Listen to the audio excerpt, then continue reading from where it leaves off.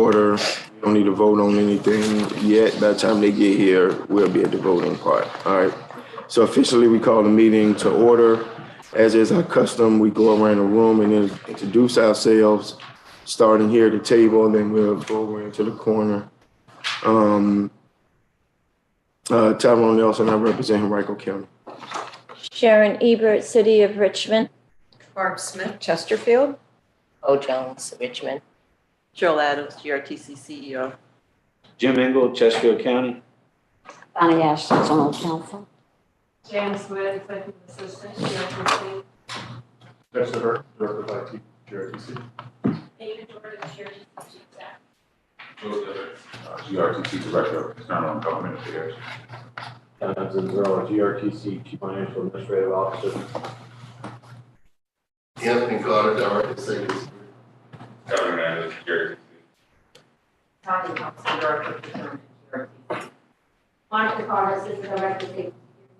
Ashley Carter, Communications. Executive Director, RideFinders. Ken Lynch, RBA, Director of Microtransit.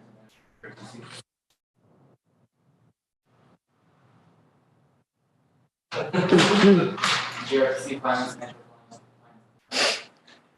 Stephanie Garcia, Assistant Director. John Keith, County Executive RideFinders.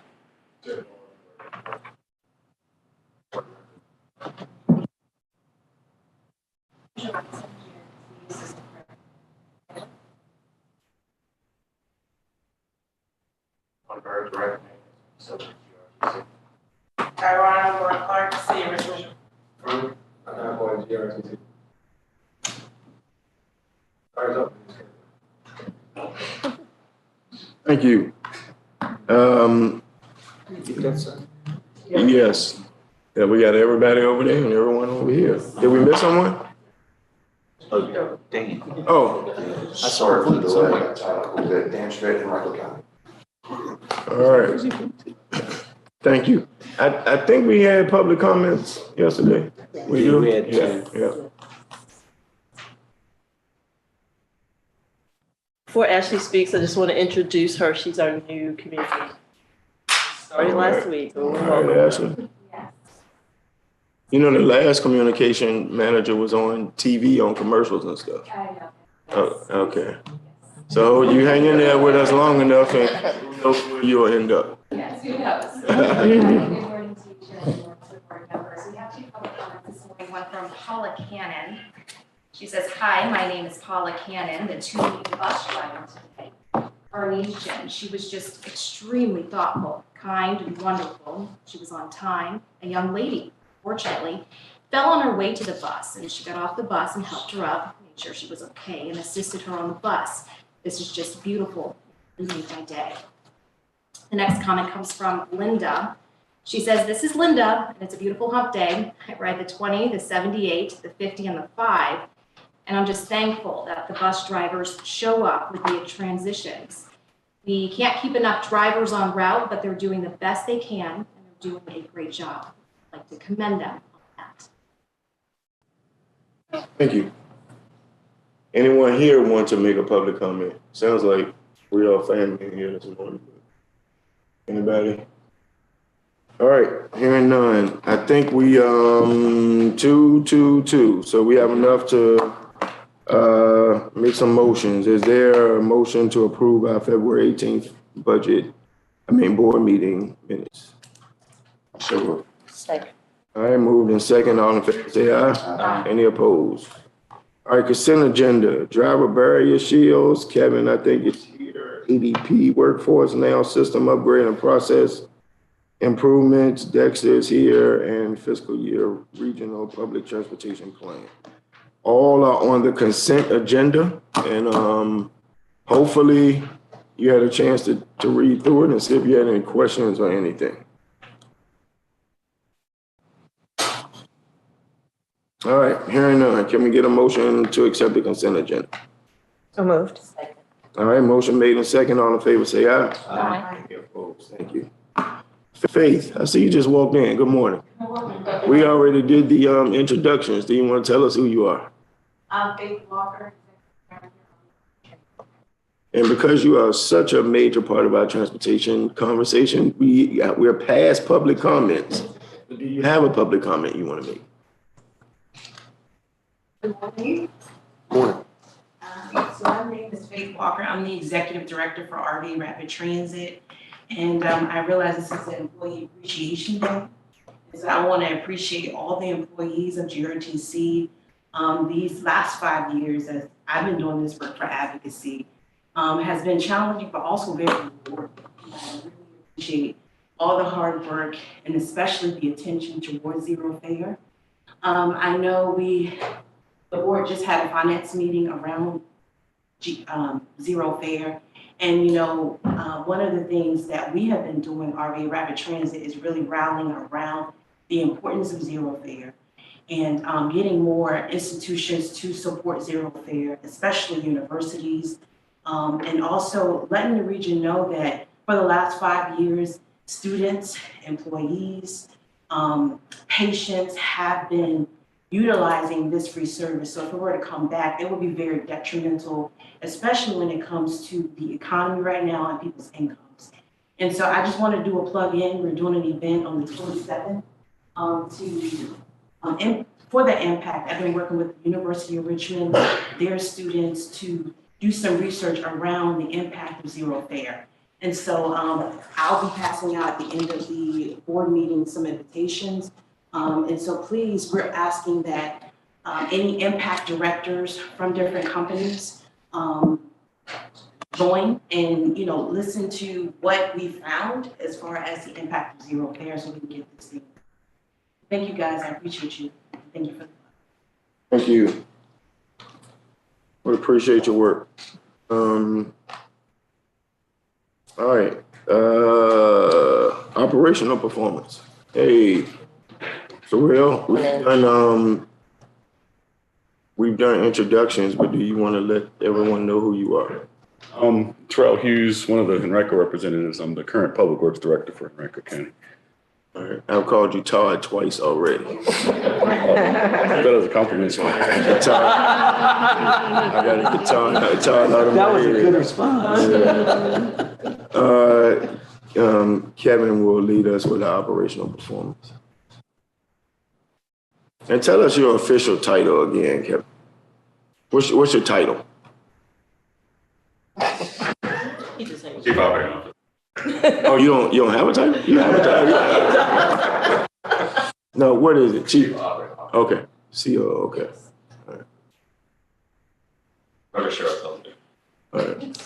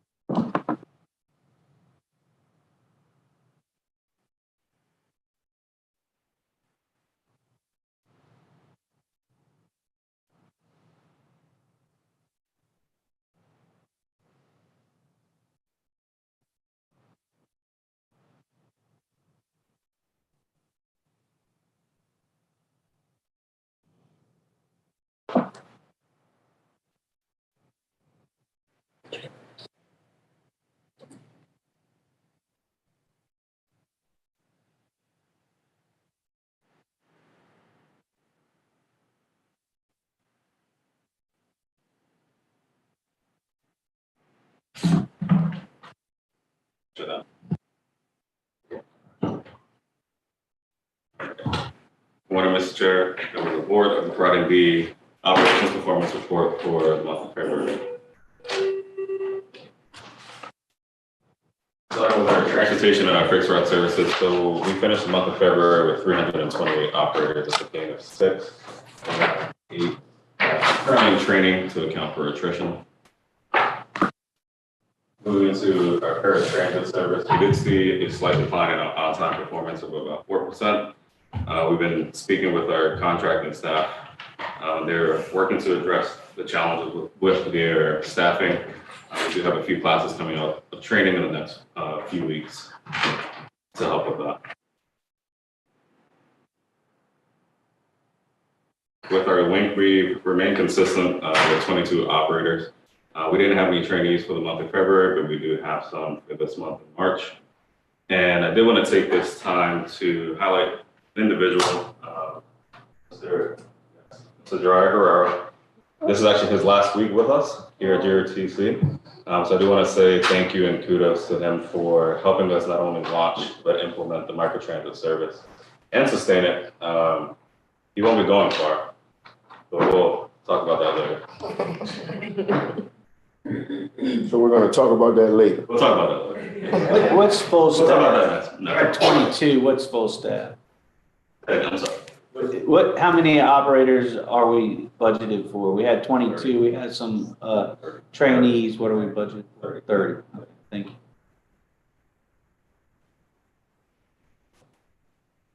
Under safety and security, so our reported events did decrease by about 35%.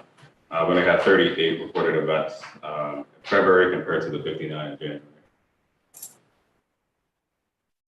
Microtransit had no reported events, which is consistent with the average of about one or less.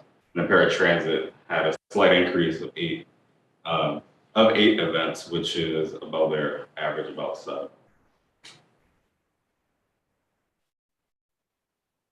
Public safety. So we finished the full month of our public safety program with the public safety officer. So one thing I want to highlight on the left here is our totals for February of 2024 through January of 2025, which is about the last year, 11 months or so. We had 59 total events reported the past 12 months. We had 23 reported in February. Of those 23, only 8 required police response, which is less than a third of the entire reports received. So that's kind of high though. The 23 is kind of high. Right. So we had 59 for the whole year, pretty much. What do you think that was about? So being that the public safety officers have reporting requirements and they're actually out there being more proactive, they have to report everything. So we're gonna see those numbers pretty high for the first few months. So the 59 would have probably been doubled. Yeah. Right. So just using those numbers, you can see in terms of physical assaults, both between the public, among each other, and also towards staff, that was 12. That's about 1 per month. We had none reported for the month of February. We had 2 medical responses last year, and we had 4 in the month of February, which just, again, shows with their presence out there, they're more readily available to help and render aid at the downtown transfer station. And we did have 3 verbal incidents, not at the DTO.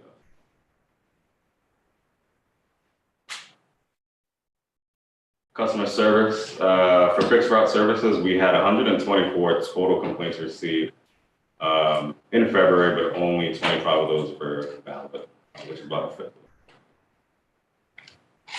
So the other 99 were what? They're investigated or invalid. So what was the categories for that? Wasn't it a wider chart or something? It was like. Yeah, that just showed it for the full 12 months. Yeah. What were the categories though were? Verified. Didn't have enough information to think categories is out there. So the other 99 were either inconclusive or didn't have enough information. We had to go through the internal process of watching video, conducting interviews with the staff. Not validated. Might have been found to be false. Right. For transit, we also had a reduction of complaints. Out of 19, only 6 were valid, and in microtransit had none.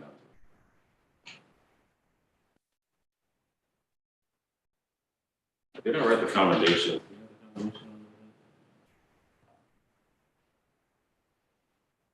Commendations for fixed route or for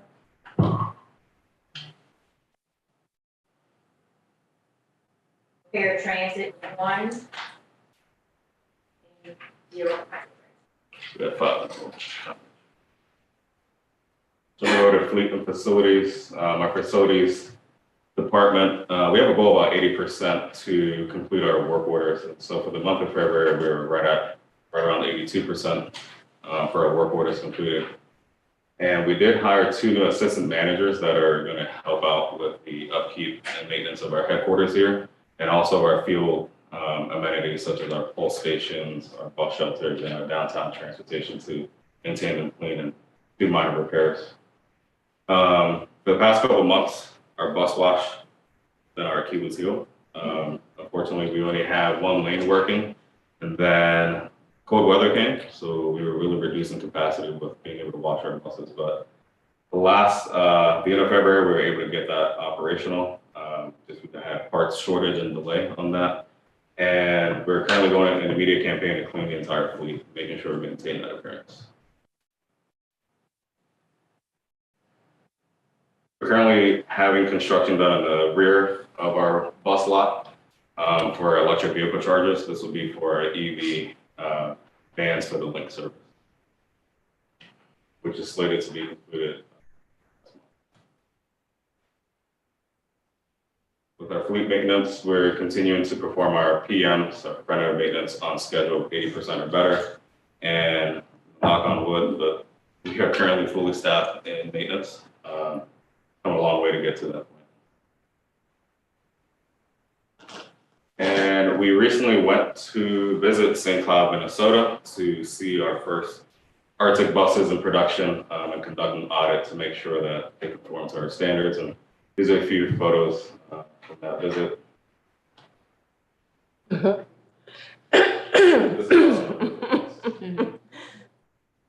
I want to conclude with highlighting the participation of our local operators and maintenance teams at the Virginia State Rodeo this past weekend in Fairfax. While we didn't win, they had a great time, and they're already looking forward to next year and hope we can bring that trophy back to Richmond. That concludes my report. Any questions, guys? I know we've been asking questions as we go along. Well, I've been asking questions. Do you guys have any questions? All right, keep it up. Thank you. All right, Dr. Frank.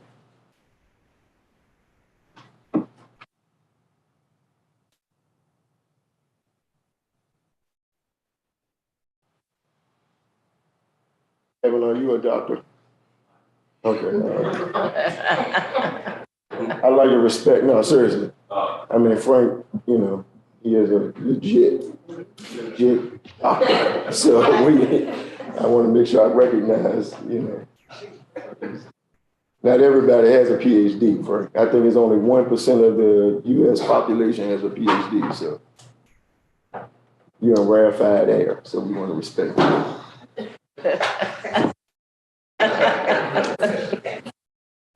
Thank you, Jay. Good morning, everyone. Once again, I have the privilege of sharing with you my high-level ridership performance of our system. So we'll get a chance to talk about fixed route and microtransit performance. Starting with the fixed route, in total, the system, that is, the fixed route recorded 836,682 ridership. And doing a month-over-month comparison, that's comparing February information to the prior month, which is January, we saw a drop of about 5%. And when you break it down into the various types of the local GRTC and Express, they also dropped, and the reason pretty much is the fact that February has 28 days and January has 31, you know, so it is 3 days less, so that's why we're seeing this. But also looking at it, you know, to see if the system is trending in the right direction, we can look at the average daily boardings, and you look at the local as well as the BRT.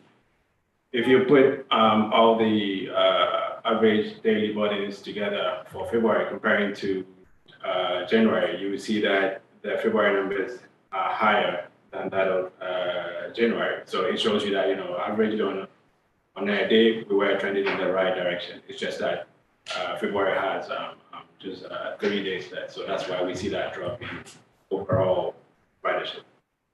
So that's why we see that trend. Talking about micro transit, we have these 5 zones currently ongoing.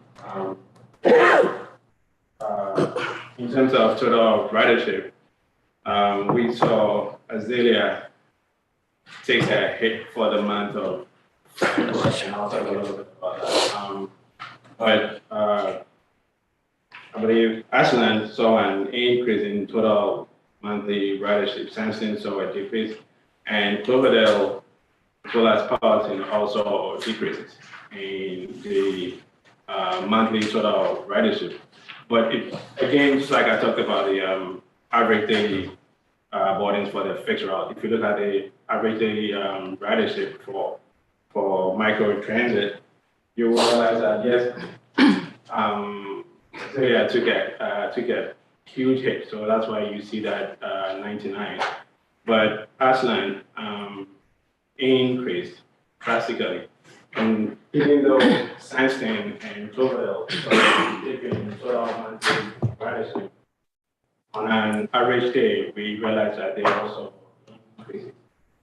So it's pretty much very similar, but I think this is something that Mr. I believe Anderson and I, have talked about here before. The fact that these ones they have very different characteristics, right? So you look at Azalea, the reason why we saw that dip was the fact that for the week of February 19th and 16th, we had 2 snow events. And the number one users of that system is the Amazon facility. So we delve deeper into that data to see what the ridership to that location was. And we saw that for that 2 snow events, ridership significantly went down, meaning that people were not showing up to work. So that's why we saw that dip. Ashland, just the fact that people use the system a lot more. So that's why we have seen that increase. Sandstone and Cloverdale, yes, they saw decreases in the overall ridership. Going back to the fact that February has 3 days less, but if you look at it on a daily basis, they saw increases in their ridership. So it means that the system is trending in the right way. Demand is there, but again, looking at the 3 days less for the month of February. That is why we're seeing those drops. But for average daily ridership, we are seeing that the system is trending in the right direction. That is pretty much it from me in terms of ridership.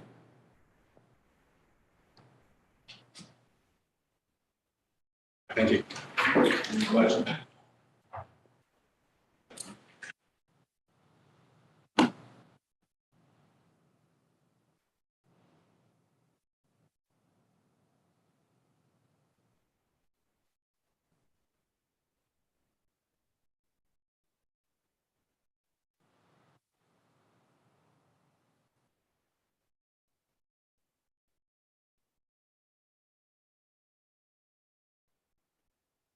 Agenda back up. I think it's financial. The Finance Subcommittee met on Thursday, March 13th. We went over the January financials, which I think John is going to answer any questions or give a high-level update on. And then we got another look at the budget, which is improved since the last time we saw it. And we expect by the next time we see it, it'll be in the right place. So, John?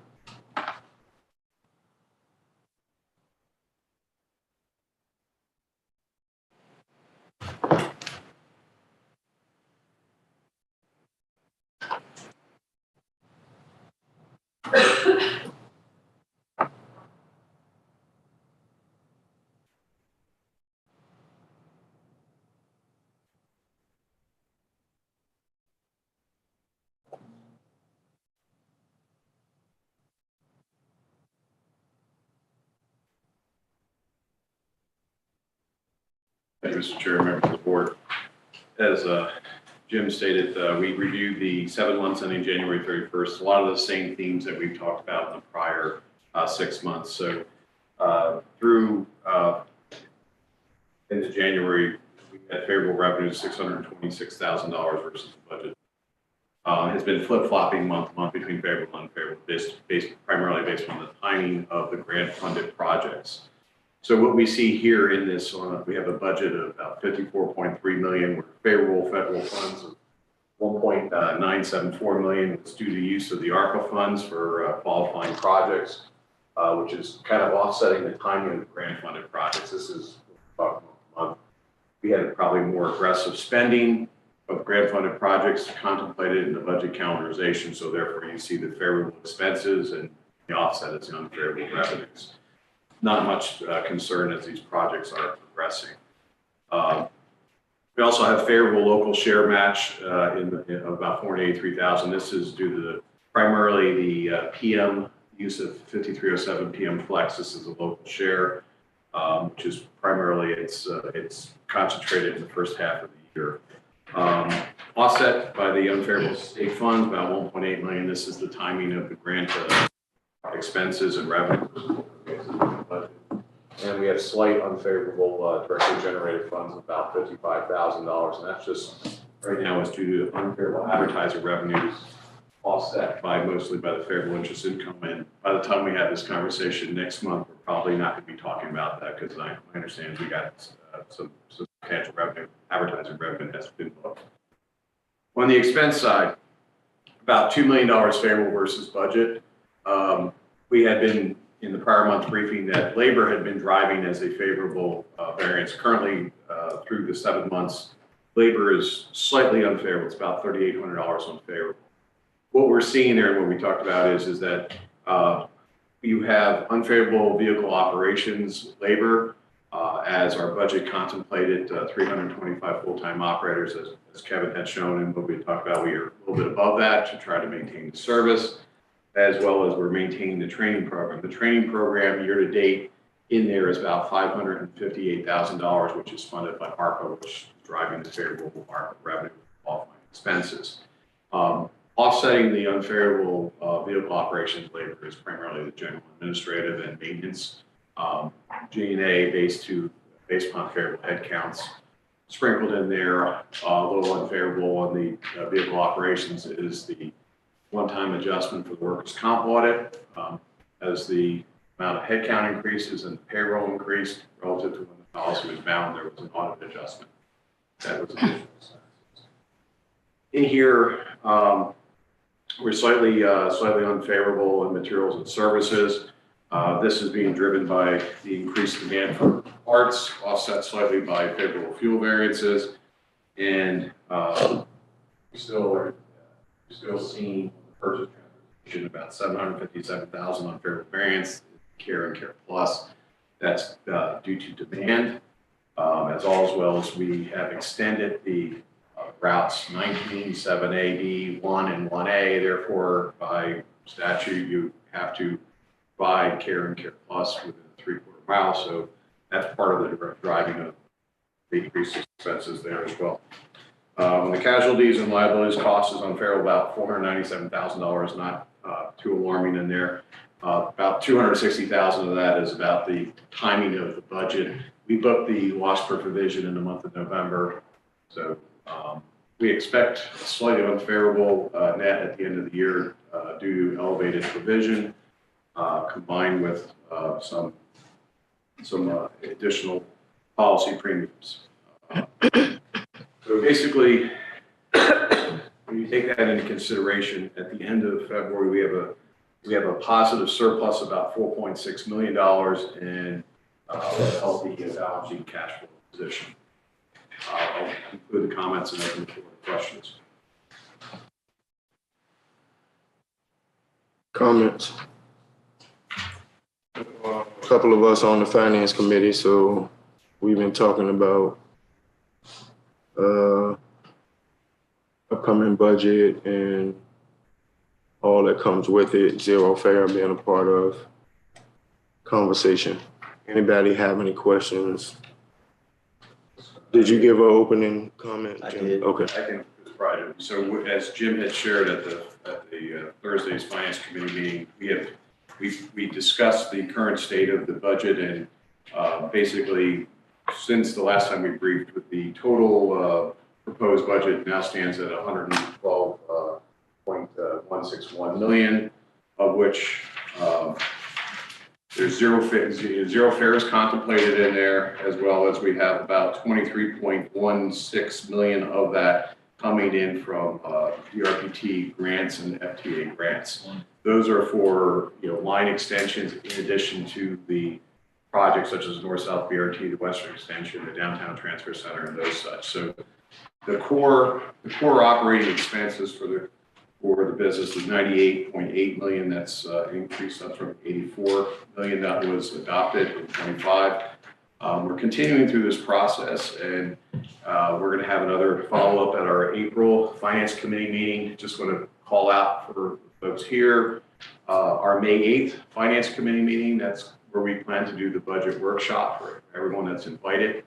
At April's Board of Directors meeting, our staff is going to have completed. We're going to circulate the proposed budget book at the April meeting, as well as the final slide deck, so that members of the board have a full 30 days before the meeting, as well as have welcome to join in the Finance Committee meeting on May 8th, where we'll go through the budget book in depth. So hope to answer any questions anyone may have on fiscal 26 proposed budget. So again, time schedule was made. Budget workshop. Correct.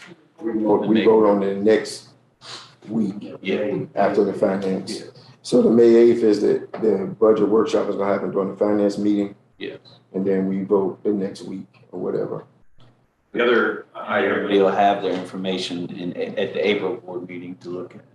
in our process, we're sitting here, we're by the middle of April, we should hear back from the as to what grant applications were approved, as well as we will be aware of the FTAs 5307 and 5340 and 59 funds are at that point. So we'll update all that in the budget book by the April dissemination.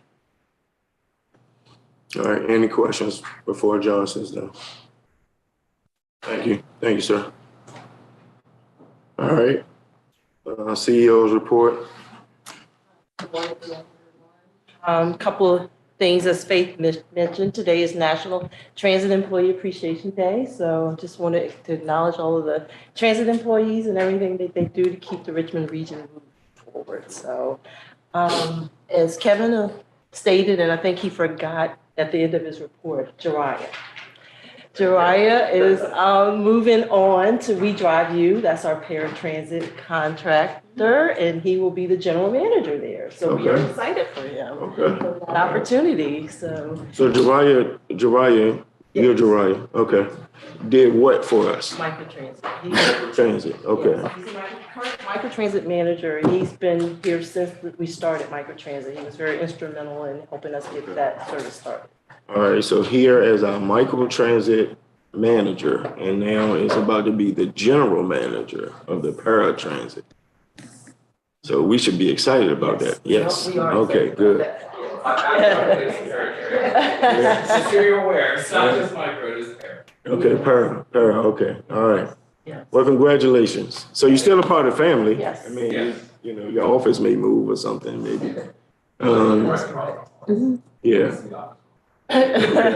Yes. All right, well, let's give them a round of applause.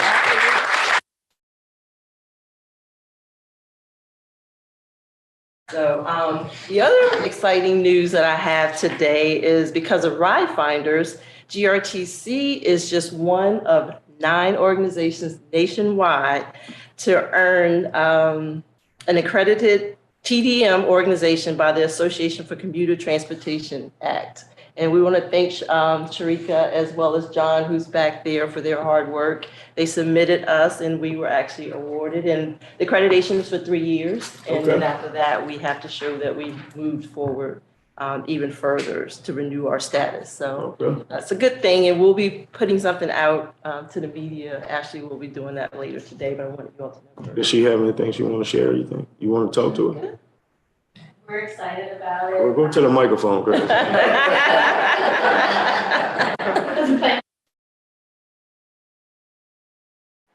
Opportunity. I think it speaks highly of GRTC and embracing not just transit, but carpooling and van pooling and giving the region options for getting to work and making this a great place to live, work, and play. Thank you. Thank you. And last but not least is our monthly employee of the month. Bogdan is sitting back there. Can you stand up, Bogdan? Bogdan is in our finance department. He's been with us right at a year, and he is working closely with John on the budget. He's done a tremendous job doing that. So I present that. We'll take a picture later. Okay. The other one that's here is John with RideFinders, John O'Keefe. And we want to congratulate John on his employee of the month. Ms. Tracy Jackson, who is one of our transportation supervisors, but I'm sure she's working out on the street, so we invited her, but she chose to stay on the street. And the other one is Diamond Rich, who is one of our night mechanics, so he's probably home sleeping right now. So we want to congratulate all of them and thank them for all that they do to help keep GRTC.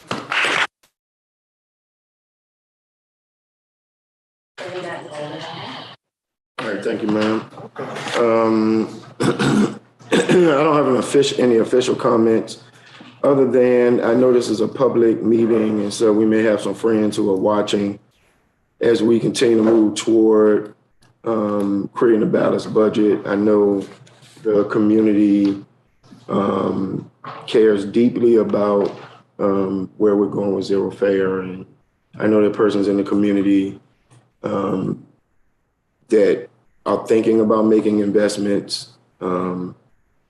And so just know that we are continuing to seek out partners on this journey. And, you know, we do shout out VCU for what they have done. And we're continuing the conversations even now. So Cheryl and I should have a meeting with them. They were trying to have one today, but it just didn't work. So we will be having meetings with them, but not just them. So we're trying to court other persons, other organizations to continue to connect with us as we try to do what we can to keep fares zeroed out. All right, so we know that's important. All right, we need to move into an executive session. So colleagues, do you have any other business before we move into executive session? All right, I move that GRTC's Board of Directors hold a closed meeting pursuant to Section 2.2-3711A1 of the Code of Virginia for the discussion and consideration of the performance and compensation of the Chief Executive Officer of Greater Richmond Transit Company. Can I get a second? Second. All right, all in favor of us going into executive session, say aye. Aye. All right, I need to clear the room of everybody except for board members and Cheryl.